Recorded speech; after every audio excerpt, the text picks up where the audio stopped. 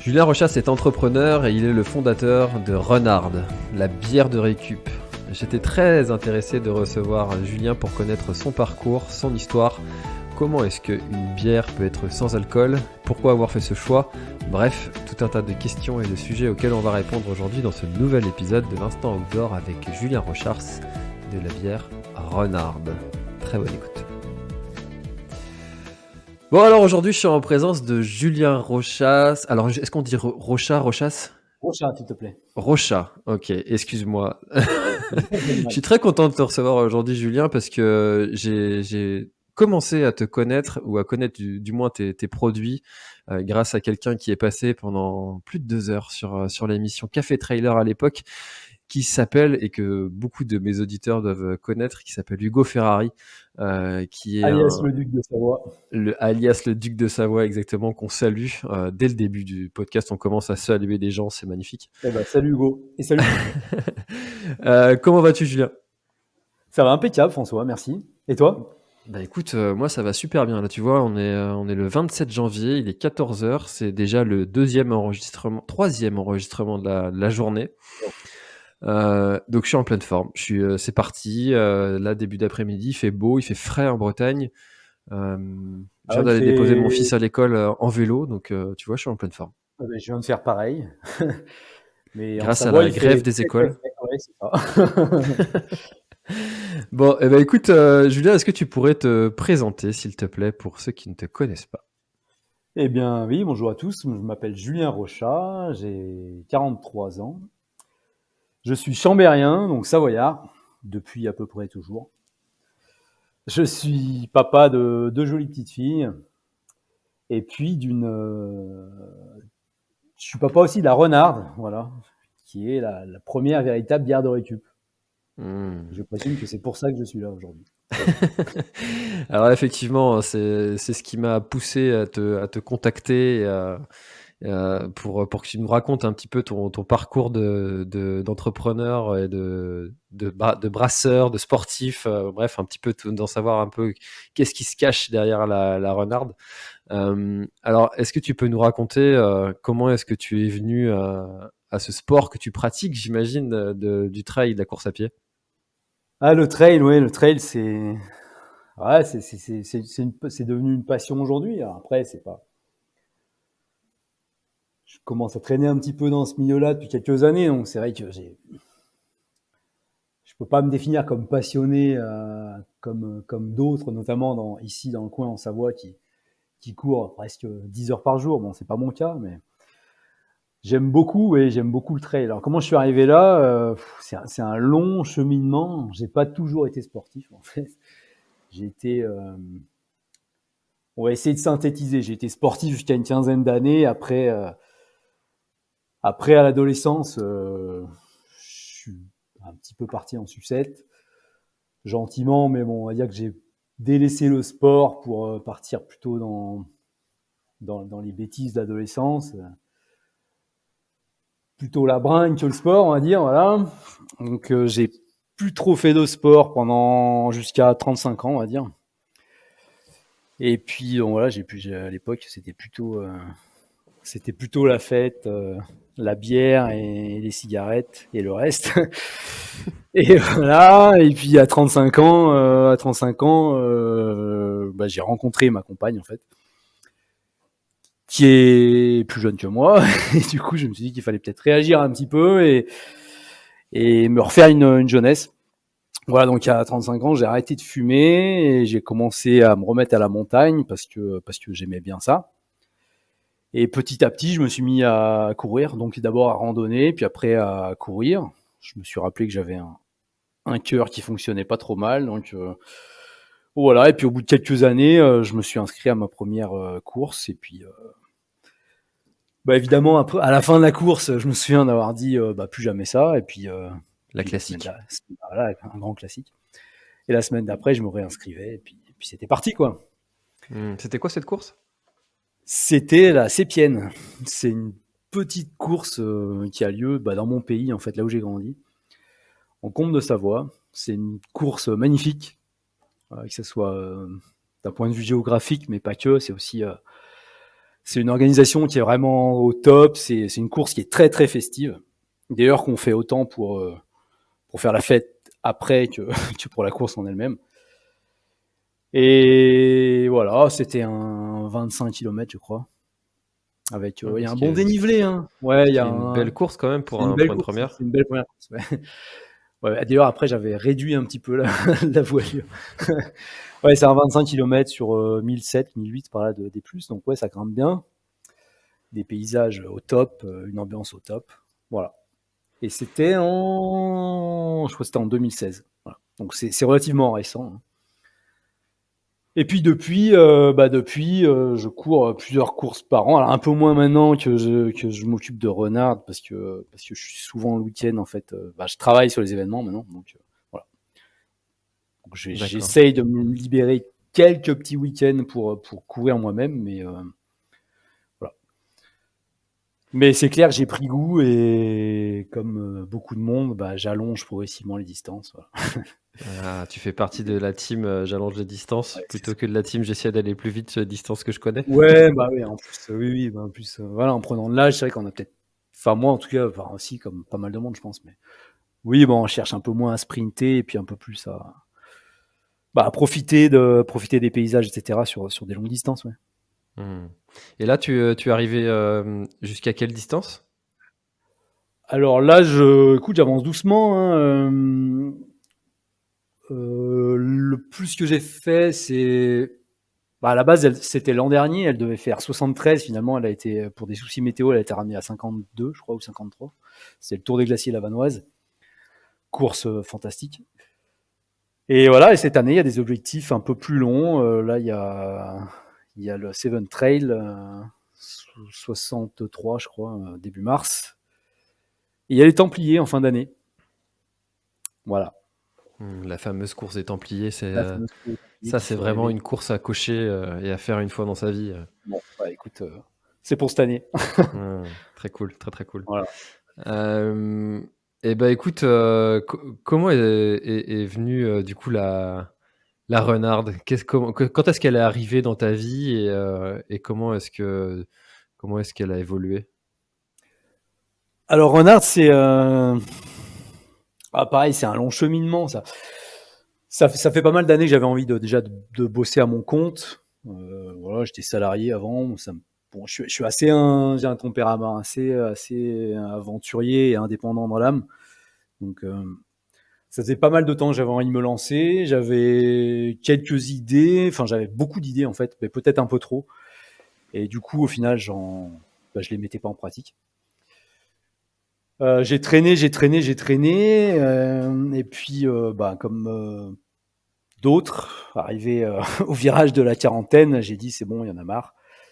Il faut que je fasse autre chose. Donc j'ai plaqué ma vie professionnelle, voilà ce que je faisais avant, et je me suis posé en fait pour faire le point plus sur moi-même que sur ce que j'avais envie de faire professionnellement. Tu faisais quoi avant? J'étais dans la com pendant pas mal d'années. Voilà, D'accord. j'ai vendu de la com pendant pas mal de temps.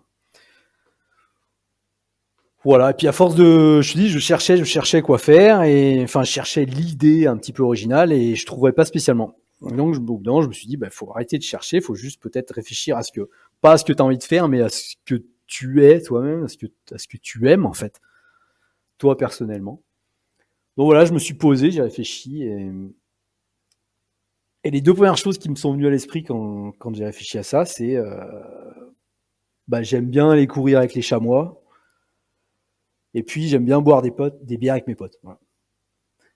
C'est les deux premières choses qui me sont venues à l'esprit. Du coup, ça a fait tilt en fait, quoi. Je me suis dit, Comme tu voulais pas élever des chamois, tu t'es dit: «Je vais faire des c'était un peu difficile d'élever des chamois. tu t'es dit: «Je vais faire des bières». Je me suis dit, je vais faire une bière pour les chamois. Voilà.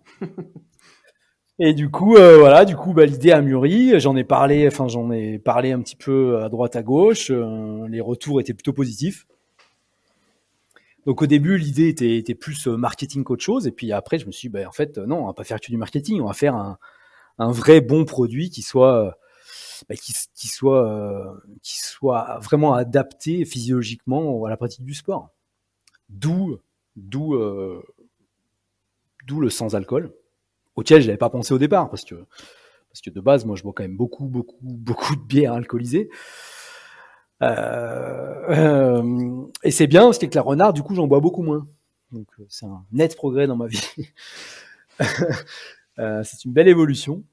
Voilà, d'où l'idée de la faire sans alcool, de la faire sans gluten, et puis d'y ajouter des choses qui font que la bière est la plus saine possible, quoi, et la plus adaptée au sport. Voilà. Et alors, c'est né quand, cette bière? Ça fait combien de temps que c'est parti? Ouais, l'idée, elle a un peu plus de 2 ans maintenant. On va dire qu'elle est de fin 2019, je dirais. Voilà. Après, j'ai testé ça. On a fait un petit proto, un premier brassin test qui a été testé au printemps 2020, voilà, juste avant le confinement en fait. On a testé ça, il y a eu des bons retours. Du coup, on a dit on y va. Sauf qu'on s'est fait voilà, il est arrivé ce qui est arrivé, on s'est fait enfermer. Mais bon, voilà, moi ça m'a permis de mûrir encore un petit peu la chose, d'améliorer le projet, et puis on s'est vraiment lancé, on va dire, à l'été 2020. Voilà. Alors, tu avais des connaissances de brasseurs, ou tu t'es associé avec un brasseur qui a fait ta... Alors non, j'avais pas spécialement de connaissances, j'avais beaucoup de connaissances, disons, en termes de consommateur. J'avais une Tu avais testé les produits. expérience. Ouais, j'ai une très belle expérience dans la bière, hein. En gros, ça fait depuis, je sais pas, j'arrive plus à faire les calculs. En gros, depuis l'âge de 14 ans, je bois beaucoup de bière. Donc voilà, donc je sais ce que c'est que la bière, je sais ce que c'est. Enfin, j'ai goûté à peu près toutes les bières qui existaient au monde. Donc je savais ce que je voulais, et non, l'idée c'était justement de m'associer avec un brasseur qui soit déjà qui fasse des produits déjà que j'aime de base, qui soit en mesure d'aller là où j'ai envie d'aller, et puis qu'il y ait une philosophie de travail et un état d'esprit qui soit proche du mien, quoi. Ça, c'est vraiment important pour moi, quoi. Ouais, parce que la bière, moi, ça me passionne comme produit, parce que déjà, je trouve ça excellent. Et en plus, je trouve ça juste dingue. Alors, on en a parlé un petit peu avant d'enregistrer. Tu vas pas nous donner ta recette, évidemment, mais la bière, c'est des ingrédients qui sont hyper simples, hein, eau, malt, Oui. houblon, levure. Et puis partant de ça, tu peux faire des dizaines et des dizaines de différentes sortes de bières. D'ailleurs, on le voit avec toutes ces micro-brasseries qui se montent. Il y a qu'à regarder la carte des micro-brasseries, c'est juste un truc de dingue.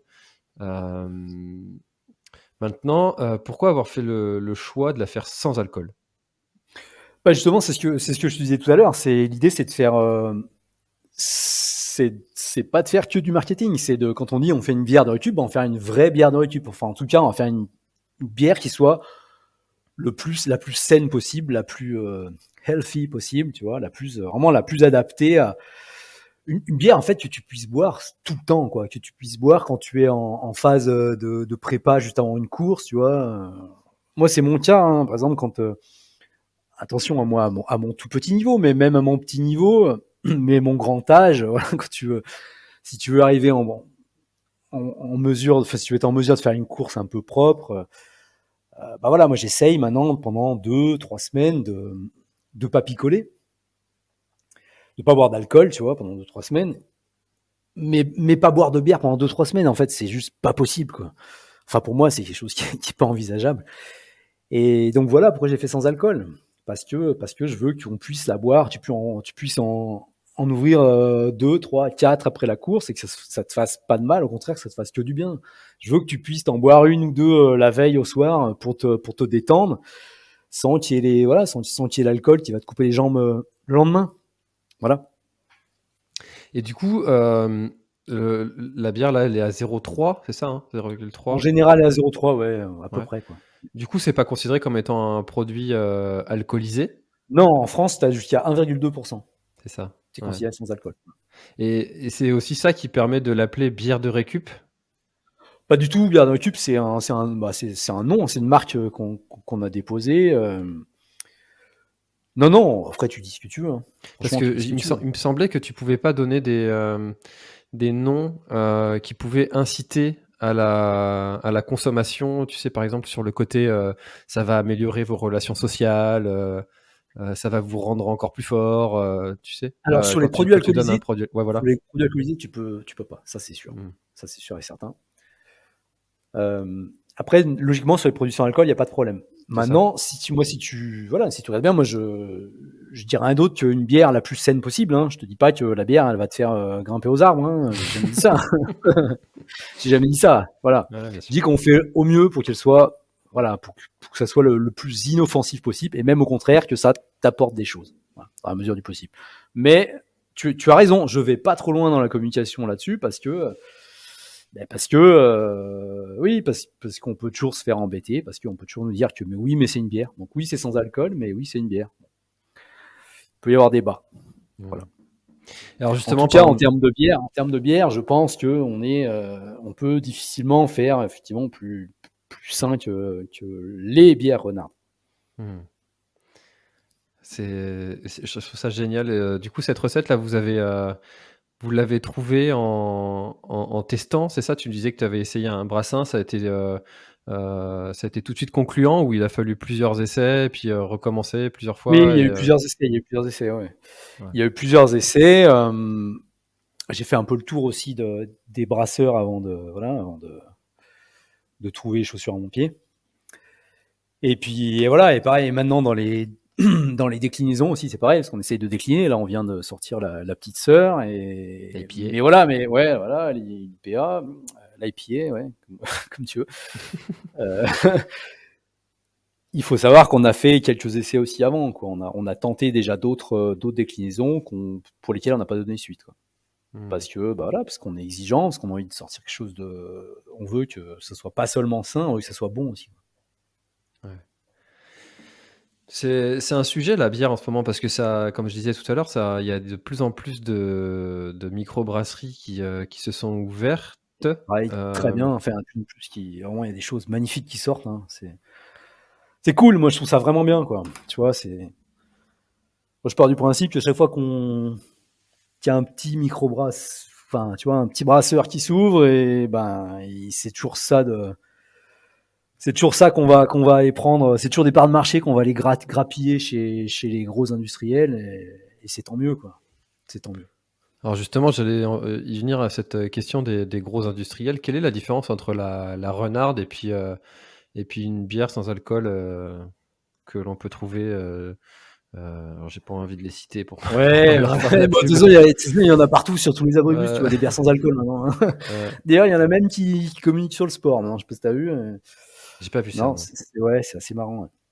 Ben, je dirais, je pense que la première différence, déjà, c'est le goût, quoi. Bon, après, chacun ses goûts, encore une fois, mais bon, nous, je pense que la renarde, elle est quand même, bah, elle a du caractère, quoi. Elle a du caractère, elle a un vrai goût sauvage, elle a un vrai goût de bière craft. Bon, que tu retrouveras jamais chez un Indus. Il y a ça, et puis après, il y a les propriétés. Les industriels, ils font des bières qui sont pasteurisées, qui sont filtrées. Enfin, c'est des bières dans lesquelles il y a plus grand chose, quoi, hein. Après, c'est pas moi qui vais faire leur analyse nutritionnelle, hein. Mais bon, à partir du moment où tu pasteurises tout, tu filtres tout, bah c'est comme ça. Les nutriments, toutes les bonnes choses qu'il y a dans des produits artisanaux, bah, ils y sont plus, quoi, tu vois. Donc c'est pas très intéressant d'une part. D'autre part, ils vont remettre des choses dedans qui sont pas forcément super pour redonner du goût, justement parce qu'ils ont filtré. Parce qu'il faut savoir quand même que les industriels, eux, c'est relativement, enfin c'est beaucoup plus simple pour eux de faire des bières sans alcool, parce que grosso modo, ils peuvent faire une bière classique. En fait, ils retirent l'alcool. Donc disons, ils ont de l'argent en fait pour investir dans des machines. Bon, je vais pas trop rentrer dans les détails techniques, mais je crois que ça s'appelle l'osmose inversée. En gros, ils retirent les molécules d'éthanol. Voilà. Donc en gros, tu fais une bière normale, tu retires l'éthanol, mais a priori, tu retires tout le reste aussi, quoi. Donc du coup derrière, ils vont rebalancer des choses enfin des éléments pour redonner du goût, notamment du sucre, des choses comme ça. Bon, voilà, choses que nous on fera jamais, quoi. Nous, on fait en sorte de produire le moins possible d'alcool. C'est pour ça qu'on a des résidus d'alcool. On a 0,3, 0,4 selon les brassins. Voilà. Ce qui est que dalle, hein, il y a un tout petit peu d'alcool. C'est pour ça qu'on dit attention, nous on a mis le picto femme enceinte barré sur nos bouteilles, par, on va dire, par honnêteté intellectuelle, parce qu'il y a des gens qui pensent que sans alcool c'est 0,0, mais c'est pas vrai. Au niveau de la législation en France, tu as jusqu'à 1,2. Dans la plupart des pays d'Europe, tu as jusqu'à 0,5. Voilà. Voilà, différence gustative et puis différence, pour moi, différence dans le contenu, clairement, quoi. Après, j'ai pas goûté toutes les bières sans alcool du monde, j'en ai goûté pas mal. Bon, voilà. Mais c'est sûr que si, enfin, t'as des pays où il y a une culture dans les pays nordiques, t'as une culture de la bière sans alcool qui est beaucoup plus avancée, qui date de plusieurs années, voire de plusieurs décennies. Et eux, ils ont des bières beaucoup plus sympathiques. Maintenant, ça reste de l'industriel, mais c'est quand même beaucoup plus intéressant que ce qu'on peut trouver en France. Voilà. En France, j'ai pas envie de citer les noms, mais voilà, quand tu dis bière sans alcool, les gens ils pensent notamment à une marque à laquelle on a été bercé par leur pub pendant très longtemps. Mais en fait, si tu regardes bien, c'est même pas une bière en fait. Si tu regardes sur l'étiquette, c'est marqué boisson à base de bière sans alcool. Ils ont pas le droit d'appeler ça bière en fait, parce que c'est comme tu l'as dit tout à l'heure, une bière c'est des maltes et des houblons et de la levure, et sans ça tu peux pas appeler ça bière. Bon. Souvent, voilà, souvent ces boissons-là sont même pas des bières. Ah, je savais pas ça qu'ils avaient. Ouais, il faut bien regarder les étiquettes. Ouais. Hmm. Ah, j'adore. Moi, tu vois, je brasse un peu ma propre bière. Okay. Et j'adore ce procédé chimique qui se passe à la fermentation, dans la bouteille.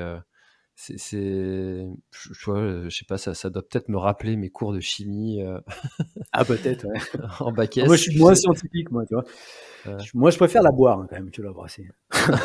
Puis il y a un côté aussi, tu sais, bah, consommer le propre produit que tu as fait. C'est aussi, Ah, ça c'est doit sûr. être la première fois que tu as dû ouvrir, Le do it yourself, décapsuler c'est sûr. une renarde. Ah, c'est magnifique. Bah, t'as toujours t'as toujours la petite appréhension. Hein. Ah, est-ce qu'elle va être bonne? Parce que voilà, comme c'est de l'artisanal, il y en a pas une qui est pareille. Hein. Donc voilà, t'as toujours le petit frisson quand tu l'ouvres.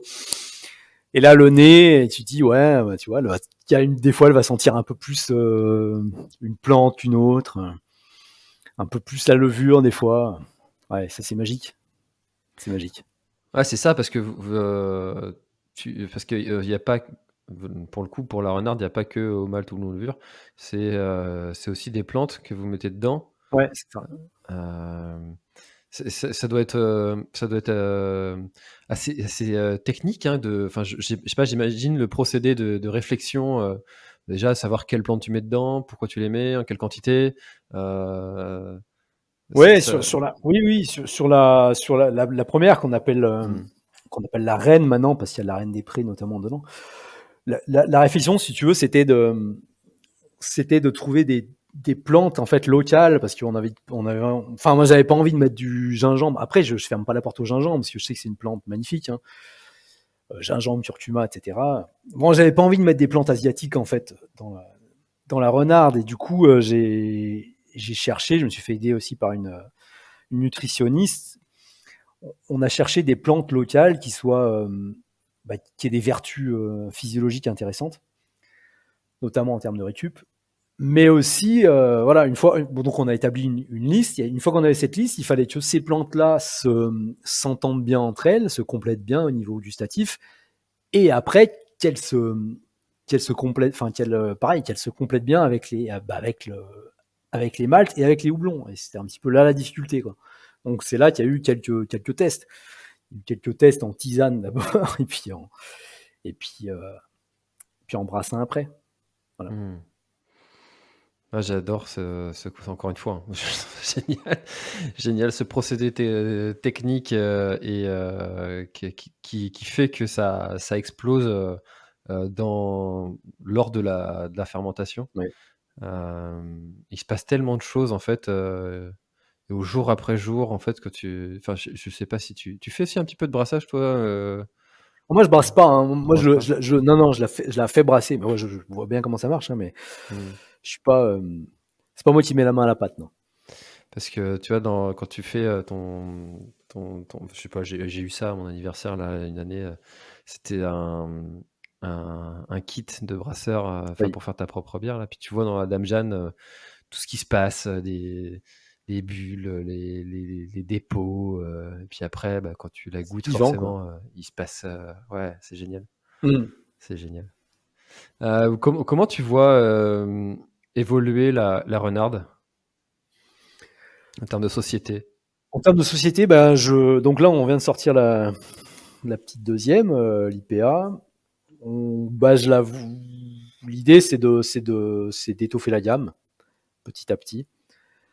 Ça prendra le temps que ça prendra parce qu'on est exigeant et on veut que ça soit et bon et encore une fois sain. Voilà, c'est vraiment notre credo. Donc l'idée, c'est de grandir comme ça, c'est de grandir et de faire agrandir la gamme et puis de grandir, on va dire en termes de cibles sportives, parce qu'on a démarré plutôt sur le trail on va dire, par affinité personnelle. Maintenant, on est en train de donc voilà, on commence à être plutôt connu quand même dans le milieu du trail. Euh, on essaye de se développer sur d'autres sports maintenant. Bon, la course à pied plus classique, la course route, le vélo, bon, notamment l'outdoor, et puis aussi d'autres sports, tous les autres sports, parce qu'il n'y a pas de raison que les autres sportifs n'aient pas droit à avoir leur bière de récup. Donc l'idée, c'est vraiment de se développer comme ça. Ouais. Ouais, parce que tu vois, c'est un peu la réflexion que j'avais eue pour le nom de l'instant outdoor. Oui. Tu vois, j'avais cette réflexion-là. Moi, le sport, c'est enfin, mon sport, c'est le trail. Mais si tu le fermes, enfin, si j'avais donné un nom trail, et ben, je me suis dit, c'est quelqu'un qui scrolle un peu et qui regarde les podcasts qui existent. S'il voit le mot trail et que lui, il est cycliste, c'est dommage, il va pas cliquer pour voir Ouais, ce c'est qu'il y ça. a à l'intérieur, alors qu'il y a peut-être des choses à l'intérieur qui l'intéressent. C'est ça. Bon, Euh, nous, on s'appelle toujours Renard, mais bon, c'est comme ça. C'est comme ça, on ne changera pas le nom pour autant, Bien mais sûr. effectivement, après, on va aller communiquer et prospecter vers les autres sports. Ouais, c'est déjà ce qu'on commence à faire. Ouais. Ouais, mais après, dans tous les sports, en fait, on court. Non, tous Donc, les sports en cours, c'est clair, on est d'accord. On est d'accord. Ouais. un rugbyman, il court aussi et il boit de Un la bière rugbyman, aussi, voilà, quoi. c'est notre Peut-être première même plus cible que les autres. rugbyman. Bon, hein. La troisième mi-temps, c'est pas exactement notre première cible, mais il paraît qu'il y en a qui commencent à s'y mettre aussi, même dans le rugby. Donc, tu vois. Non, on est assez confiant sur l'évolution. On voit bien, de toute façon, on voit qu'il y a une vraie demande. Il y a une demande qui vraiment qui augmente sur le sans-alcool. Et bah voilà, on espère qu'en étant positionné comme un petit peu les précurseurs en tout cas du sans-alcool artisanal et sain, bah je pense qu'il y a de la place, ouais, il y a de la place. Hmm. C'est c'est intéressant ce choix comme ça d'avoir fait une bière sans alcool. Et j'aime beaucoup l'idée euh, et vraiment la démarche entrepreneuriale derrière. Et puis aussi, comme tu dis, c'est pas que du marketing, quoi. Il y a une Non, c'est vraie. ça. Bah déjà, il fallait se Ouais. démarquer, ce que tu le dis toi-même. Je crois, il y a plus de 2000 brasseries maintenant en France. Donc c'est assez énorme. Donc il faut se démarquer. Il fallait faire quelque chose voilà, de différent. En plus, moi, j'aime bien un peu original, voilà. Euh, et puis oui, et puis moi personnellement, voilà, grâce à ça, je bois moins de bière alcoolisée. Donc, mon foie, il est content, tu vois. Hmm. Et puis même, je vois, c'est vrai que je convertis entre guillemets, parce que je suis pas du tout un ayatollah du sans alcool, loin de là. Loin de là, mais ça me fait plaisir de voir, voilà, j'ai des amis qui, à mon instar, par exemple, on a grandi ensemble en buvant pas mal de canons, quoi. Et voilà, et même eux, je vois qu'ils commencent aussi à boire du sans-alcool de temps en temps. Enfin voilà, c'est moi ce que j'explique aux gens tout le temps, c'est que c'est pas du tout antinomique. Au contraire, c'est complètement complémentaire. Voilà, enfin, tu peux très bien aller boire tes Neipa ou moi je parle de Neipa parce que j'adore ça. Enfin, je sais pas si ça te parle la Neipa, Si, mais bon, si. bref, ouais. Les New England IPA pour les pour les novices.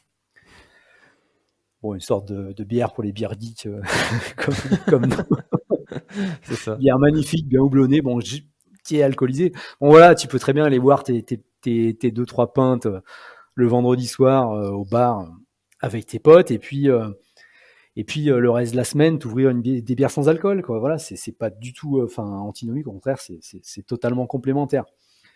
C'est ce que j'essaye aussi des fois d'expliquer aux bourrins qui viennent me voir sur le stand et qui disent on veut une bière et tout. Bah tiens, hop. Puis là, tu vois, sans alcool, il faut mais c'est sans alcool, non. Bon, tu sais, il y a des bières. J'essaye de leur expliquer qu'il y a des bières sans alcool qui sont bonnes, quoi. Il y en a pas beaucoup, mais il y en a, dont la Renarde, voilà. Et alors, quelles sont les réactions justement après avoir goûté? Généralement, c'est plutôt positif.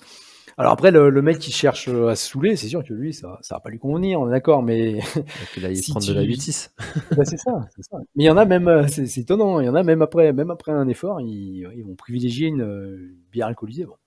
C'est très bien, en général, sur les événements, de toute façon, il y a aussi la buvette, donc ils peuvent aller boire leur bière industrielle en pression. Voilà, c'est comme ils veulent. Généralement, c'est plutôt positif, ouais. La preuve, c'est que les gens nous en rachètent, donc voilà. Donc ça, c'est cool. On a des clients bien fidèles, ouais. Bien fidèles. Ouais, et puis c'est vrai qu'avec, comme tu le disais, avec le confinement, avec tous ces sujets environnementaux, on vient vraiment des produits locaux, des produits faits par des gens passionnés aussi. Il y a une histoire derrière. Enfin, on achète ça aussi. Hein. C'est pas Carrément, ouais. Les gens, ils sont contents de rencontrer le créateur, enfin, oui, le fondateur. le fondateur, ouais, ça sent, entre guillemets. Hein. Mais ils sont contents, c'est sûr, d'avoir le patron en direct, ouais, c'est sûr. C'est toujours agréable, ouais. Pouvoir discuter comme ça. Quoi. Exactement. Julien, écoute, je crois qu'on a fait un joli tour de présentation de la Renarde. Ouais. En tout cas, moi, tu m'as donné envie d'en goûter, vraiment. Alors que, tu vois, les seules bières sans alcool que j'ai déjà goûtées, très honnêtement, j'ai jamais goûté de la bière artisanale. C'est des bières qui font pas rêver. Mais là, je suis très curieux. Et puis, donc, je suis sûr que je suis pas le seul à avoir envie de tester. Donc, comment est-ce qu'on fait pour commander et où est-ce qu'on renvoie les auditeurs qui veulent en savoir un peu plus? Alors, si vous avez la chance d'habiter dans les Alpes du Nord, vous pouvez en trouver dans les magasins bio, dans quelques magasins de sport aussi. Voilà, magasins physiques. Nous, on est présent quand même très très souvent sur des événements le week-end.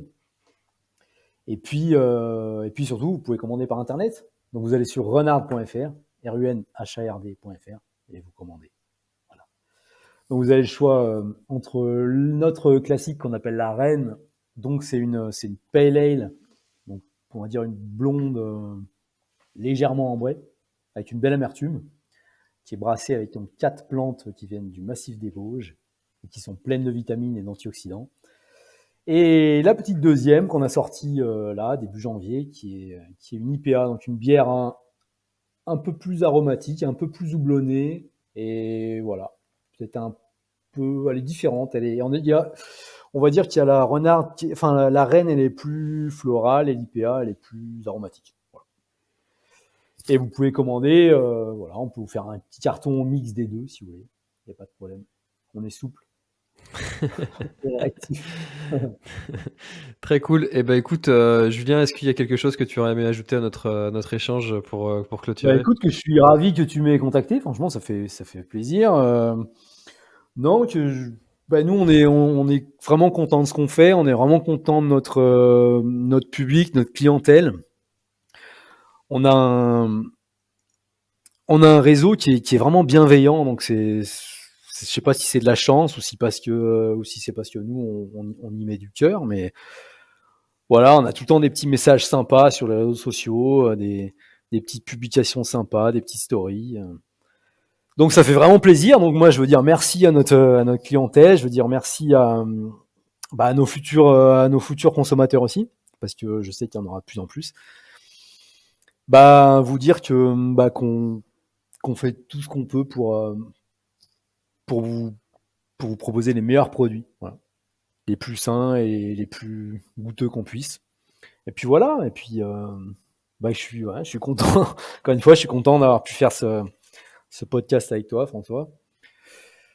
Et puis voilà. Plaisir partagé. Je suis content d'en avoir su un peu plus parce que Vraiment, c'est un sujet que j'affectionne en tant que passionné des bons produits locaux. Et en Bretagne, il y en a énormément de bières Ah oui, artisanales à goûter. J'ai pas encore eu le temps de toutes les goûter. ouais, j'imagine, ouais.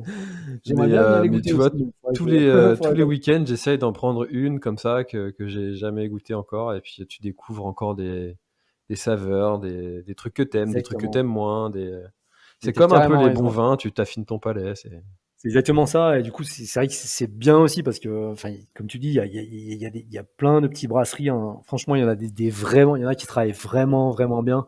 Et moi, c'est pareil, je passe mon temps à en découvrir des nouvelles. Quand j'en découvre, bah, j'en parle aux autres. Enfin voilà, c'est je vous dis tout ce qu'on peut, voilà, tant qu'on peut faire bosser des petits brasseurs comme ça, des boîtes artisanales, je trouve ça magnifique, quoi. Je trouve ça magnifique. Donc encouragez-les. Et puis voilà, et puis une bière artisanale, même si vous la payez un peu plus cher, franchement, une bonne craft, eh ben c'est bien mieux que 5 industriels, quoi. Vraiment, Hmm. vraiment, vraiment. Voilà, nous on essaye de démocratiser ça aussi, tu vois. Dans les milieux sportifs, il y a, voilà, les gens sont pas forcément coutumiers justement de bière artisanale et on essaye de les convertir.